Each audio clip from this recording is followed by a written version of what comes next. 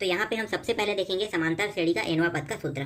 तो समांतर श्रेणी का nवां पद का जो सूत्र है वो है an equal a plus n-1 d। इस सूत्र का उपयोग करेंगे हम समांतर श्रेणी के nवां पद ज्ञात करने के लिए। ये जो a है इसे हम प्रथम पद कहते हैं। ये n जो है n पदों की संख्या है, कितने पद होते हैं, और ये जो d है इसको हम सर्वांतर से दर्शाते हैं। इसके बाद जो दूसरा उपयोग करेंगे सूत्र वो है समांतर माध्यम।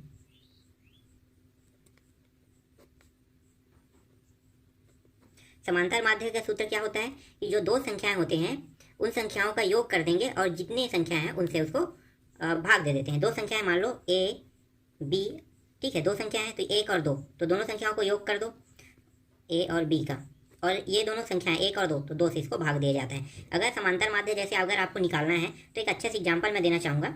1 2 3 4 और ये 5, ठीक है, ये 5 तक संख्या है, इसका हम समांतर माध्य निकालेंगे तो पांचों संख्याओं को क्या कर देंगे, योग कर देंगे।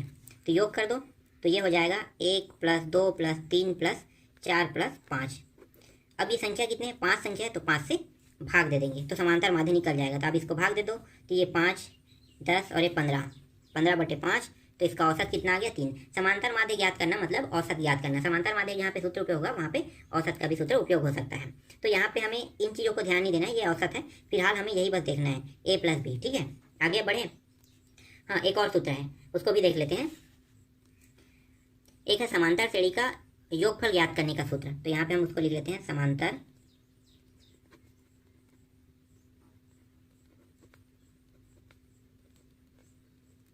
योगफल का सूत्र। तो ये सूत्र को हम दर्शाते हैं SN से। ये n/2 होता है, फिर बड़ा कोष्ठक में 2a + n-1 और d होता है। इन सूत्रों का उपयोग करके हम प्रश्नावली के प्रश्नों को हल करेंगे।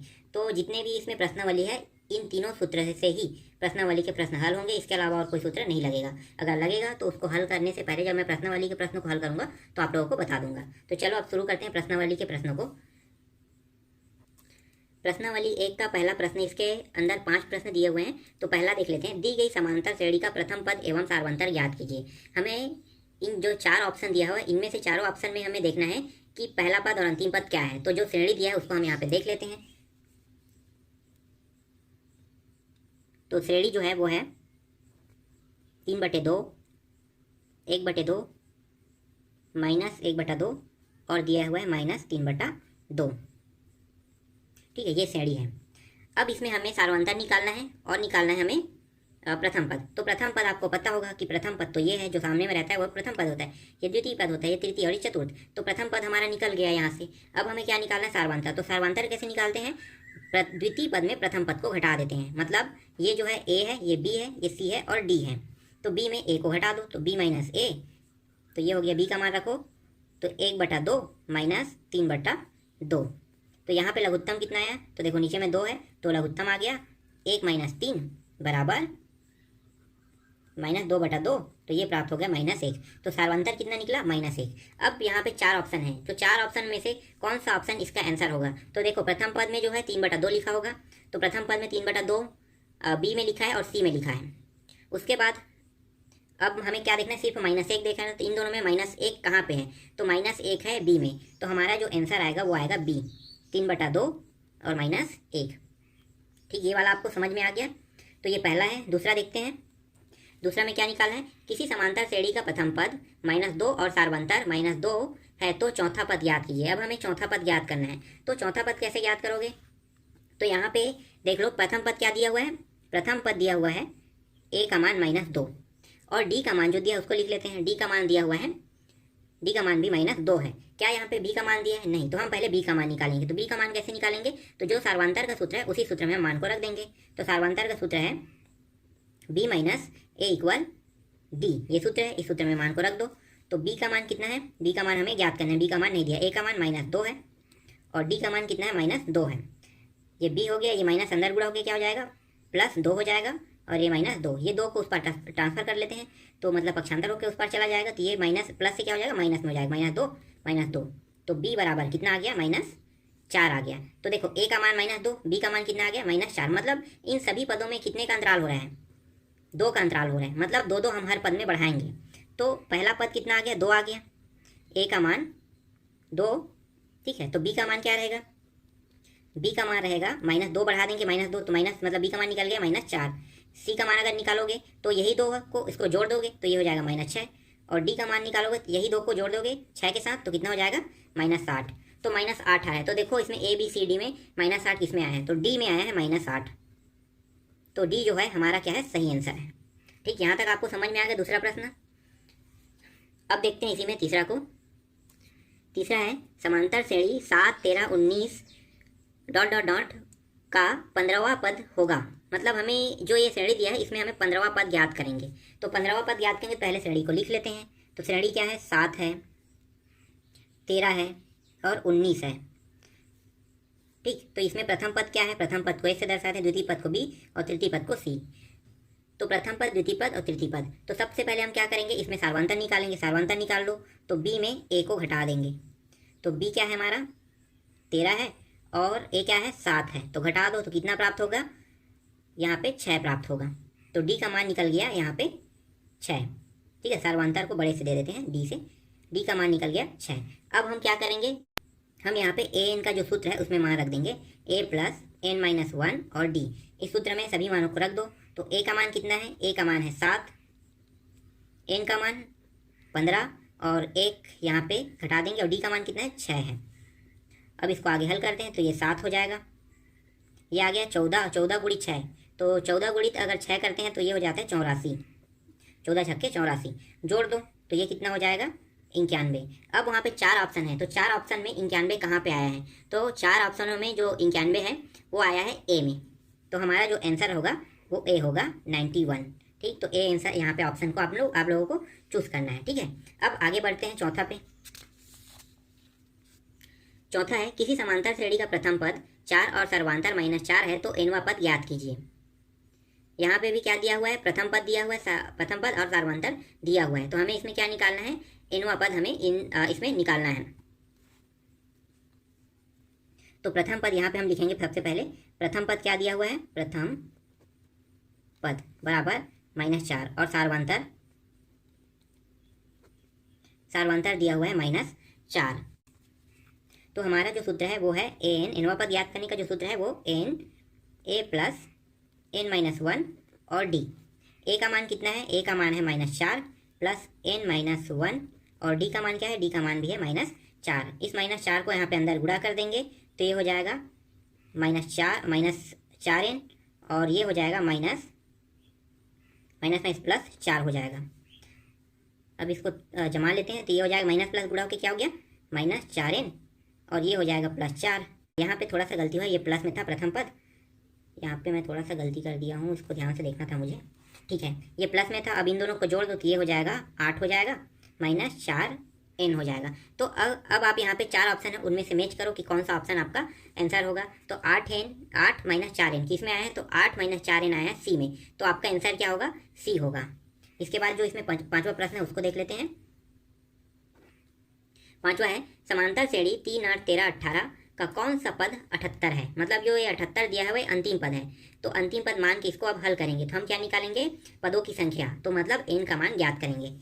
तो चलो n का मान ज्ञात करते हैं, पहले श्रेणी लिख लेते हैं 3, 8, 13 और ये 18, ये जो है श्रेणी दिया हुआ है। इस श्रेणी में l का मान जिसे हम an भी कहते हैं, ठीक है, यहाँ पे आप an के मान रखो या फिर इसी को l मानो, दोनों एक ही है, और इसका जो मान दिया हुआ है वो दिया हुआ है 78। तो हमें पदों की संख्या निकालना है। तो यहाँ पे सूत्र पहले लिख लेते हैं, an बराबर a + n-1 और d। तो हम यहाँ पे d का मान अभी नहीं निकाले, हम बगल में यहाँ पे d का मान निकाल लेते हैं। तो 8 में 3 घटा देंगे, b में a को घटा देंगे तो ये आ जाएगा 5। तो d का मान निकल गया 5। अब हम इनके मानों को रखेंगे।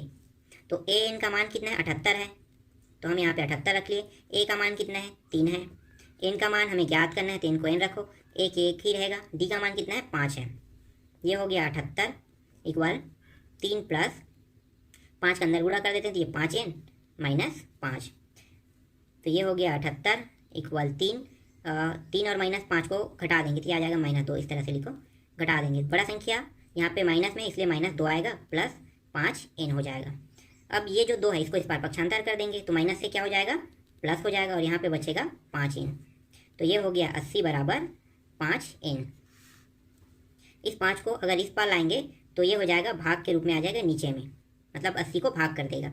तो अब n का मान जो है इसलिए निकल जाएगा, तो भाग दे दो 80 को, तो 5 एकम 5 और 5 छक्के 30, तो ये चला गया 5 छक्के 30, मतलब 16 बार गया। तो n का मान क्या प्राप्त हो गया 16। तो n का मान जहाँ पे 16 होगा तो 16 पर जहाँ पे लिखा होगा वही इसका क्या होगा आंसर होगा। तो यहाँ पे देख लो बी ऑप्शन में 16 लिखा है, मतलब इसका आंसर क्या है बी है।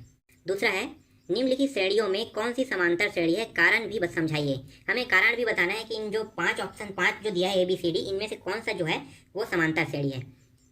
तो सबसे पहले हम ए को देखते हैं समांतर श्रेणी है या नहीं।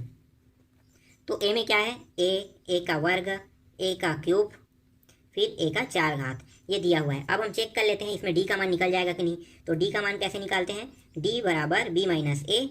तो देखो बी का मान रख दो तो ए का वर्ग हो गया और ए हो गया। यहाँ पे देखो कुछ हो रहा है क्या, कट रहा है क्या, मतलब घट रहा है क्या, तो घट नहीं रहा है, मतलब ये कोई भी कंडीशन में सार्वंतर कोई भी कंडीशन में ये जो है इसमें सार्वंतर नहीं निकल पाएगा, इसलिए क्या है ये गलत है। ठीक, तो पहला इसका आंसर नहीं होगा। दूसरा देख लेते हैं, दूसरे में क्या सार्वंतर निकल रहा है। तो दूसरा है श्रेणी जो है 2, 8, 18 और दिया है 32, देख लो। तो देखो यहाँ पे गैप भी बहुत ज़्यादा हो रहा है, 2 के बाद कितना आ रहा है 8 आ रहा है, 8 के बाद 18 आ रहा है, मतलब यहाँ पे 6 का गैप है, यहाँ पे गैप कितना है, यहाँ पे 10 का गैप है, 10 के बाद सीधा कितना है 12 है, मतलब हर बार बढ़ते जा रहा है गैप। ऐसा नहीं होता है समांतर श्रेणी में गैप कभी भी नहीं बढ़ता है, गैप क्या होता है एक लिमिट होता है। तो आप इससे स्पष्ट कह सकते हैं कि ये इसमें सार्वंतर नहीं निकाला जा सकता, क्योंकि हर बार जो है सार्वंतर अलग अलग आएगा, इसलिए ये भी इसका आंसर नहीं होगा।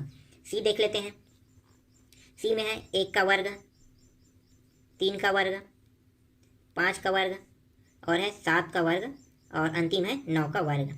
अब इसको वर्ग करते हैं तो ये कितना हो जाएगा, 1 हो जाएगा, ये हो जाएगा 9 हो जाएगा, ये 25 हो जाएगा, ये 49 हो जाएगा और ये 81 हो जाएगा। अब यहाँ पे देखो अंतर कितना है, हमें ध्यान देना है अंतर कितना है। तो ये अगर अंतर देखें तो यहाँ से यहाँ मतलब 1 से 9 पे जाने पर 8 के अंतर है, दूसरा में भी 8 का अंतर होना चाहिए। तो 9 से 25 जाने पे देखो कितना का अंतर हो रहा है, 9 से 25 जाने पर, तो यहाँ पे 9 से 25 जाने पे 16 का अंतर हो रहा है, तो देखो 2 गुना हो रहा है, तो अंतर में वृद्धि हो रहा है। अंतर में कभी वृद्धि नहीं होगा समांतर श्रेणी वाले में, अंतर में क्या होगा हर एक में बराबर बराबर अंतर रहेगा, तभी वो क्या होगा समांतर श्रेणी वाला मान होगा, तभी उसमें सार्वंतर आप निकाल सकते हैं। तो मतलब क्या है, इसमें जो संख्या है वो हमेशा वृद्धि हो रही है, तो सार्वंतर का मान गलत आ रहा है, मतलब हर बार सार्वंतर का मान अलग अलग आ रहा है, इसलिए ये सी भी इसका आंसर नहीं होगा। डी को देख लेते हैं, डी क्या है, डी में है 0 है, -4 है, -8 है, फिर -12 है। अब इसमें सार्वंतर निकाल के देखते हैं। तो देखो यहाँ पे देख लेते हैं 0 से -4, फिर -4 से -8, मतलब 4 की यहाँ पे वृद्धि हुआ है, यहाँ से भी 4, यहाँ भी 4, अब यहाँ भी देखते हैं 8 से 12, मतलब यहाँ भी -4 की वृद्धि हुई, मतलब इसमें सार्वंतर निकल सकते हैं। तो सार्वंतर निकाल लेते हैं, तो सार्वंतर निकालेंगे डी बराबर बी माइनस ए। तो बी का मान कितना है, बी का मान है -4 और ये 0, तो ये आ गया डी बराबर -4, इसका सार्वंतर आ गया।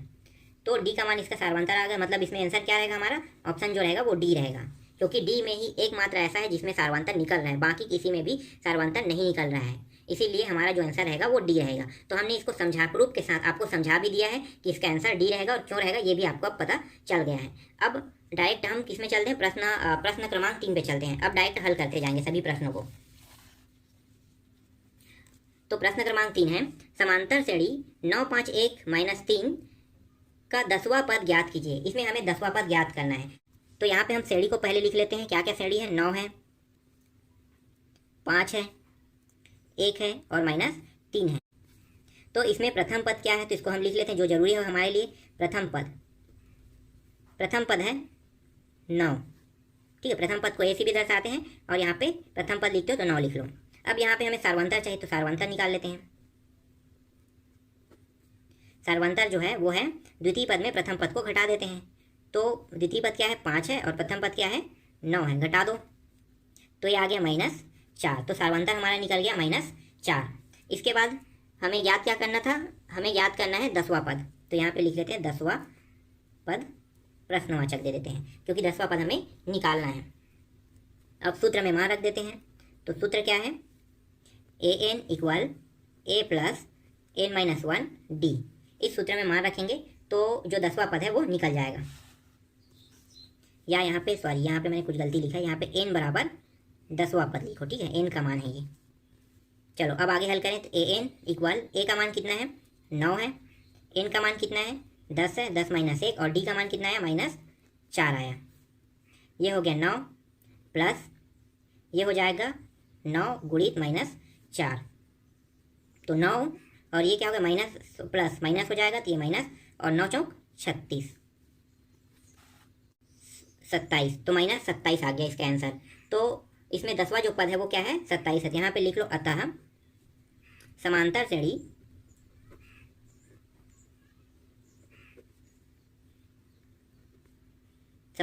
का 10वां पद -27 है, ये इसका आंसर है।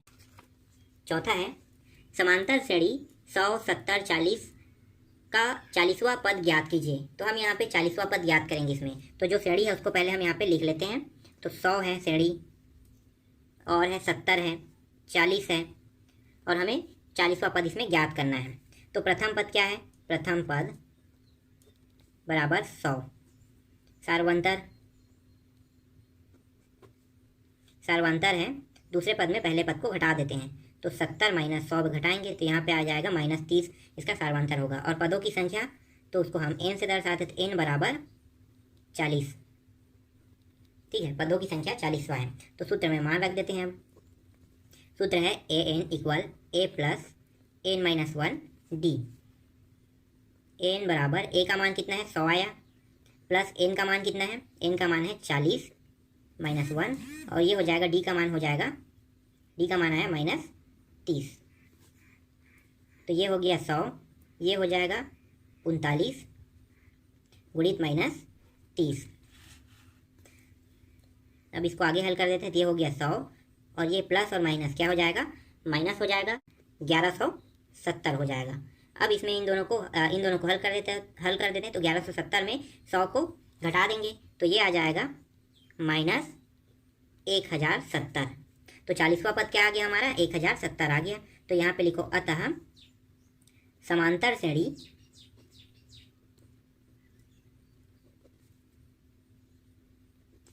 श्रेणी का 40वां पद -1070 है। यही हमारा क्या है आंसर है। बाकी जो प्रश्न है उसको हम नेक्स्ट वीडियो में हल करेंगे।